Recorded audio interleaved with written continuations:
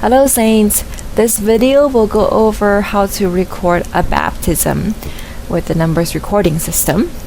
Alright, once you log into your account, you will see two buttons, Shepherd Small Group or Record Baptism. So to record baptism, just simply click onto that button right here, Record Baptism. And you will need two things. One is to input the name of the person, and the other is to know the date, to input the date of the person's baptism.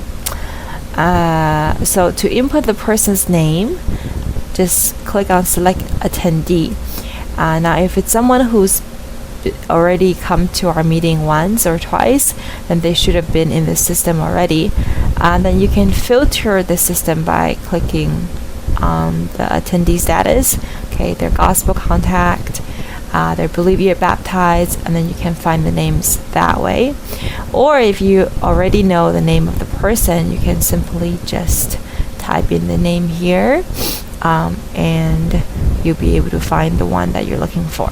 So for example, if it was Carmen, okay, then over here is this Carmen Liu, okay, new one, gospel contact, and then you can click on her name, and then here you can input the date that she was baptized, okay, and then you can just create, and then it'll be recorded. So now if you go back into record baptism, you will find that Carmen Liu's status is now no longer a gospel contact, but has been changed to a saint right here. Okay.